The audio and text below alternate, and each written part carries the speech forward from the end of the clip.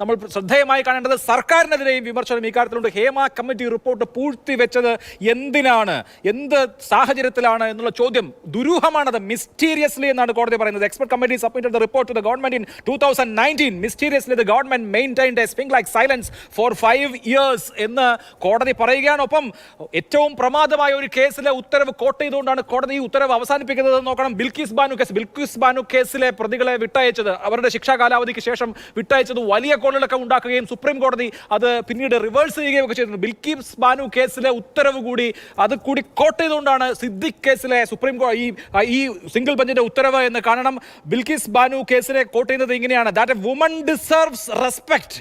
That a woman deserves respect, however high or low she may be otherwise considered in society, or whatever faith she may follow, or any creed she may belong to. ഒരു സ്ത്രീ അവർ സമൂഹത്തിൽ എങ്ങനെ കണക്കാക്കപ്പെടുന്നു, അവർ ഏത് വിഭാഗത്തിൽപ്പെട്ട ആളാണ്, ഏത് ആചാരം പിന്തുടരുന്ന ആളാണ്, ഇതൊന്നും അല്ല നോക്കേണ്ടത്. ഇതൊന്നും നോക്കാതെ ഒരു സ്ത്രീ അവരെ ഡിസർവ് ചെയ്യുന്നത് റെസ്പെക്റ്റ് ആണ്, ബഹുമാനമാണ് എന്ന ബിൽക്കിസ് ബാനു കേസ് കൂടി കോട്ട് ചെയ്തുകൊണ്ട് വളരെ വലിയ ഒരു വിധി, ഒരു ഉത്തരവ് സിദ്ദിഖിനെതിരെ പുറപ്പെടുവിച്ചിരിക്കുകയാണ് കേരള ഹൈക്കോടതി എന്നുള്ളതാണ് ഈ ഉത്തരവിന്റെ ഏറ്റവും പ്രധാനപ്പെട്ട സവിശേഷത. അപ്പൊ സിദ്ദിഖ് എവിടെ? സിദ്ദിഖ് ഇനി നിയമത്തിന് കീഴടങ്ങുമോ എന്ന ചോദ്യത്തിനാണ് കേരളം അടുത്ത മണിക്കൂറുകളിൽ, അടുത്ത നിമിഷങ്ങളിൽ ഉത്തരം കാത്തിരിക്കുന്നത്.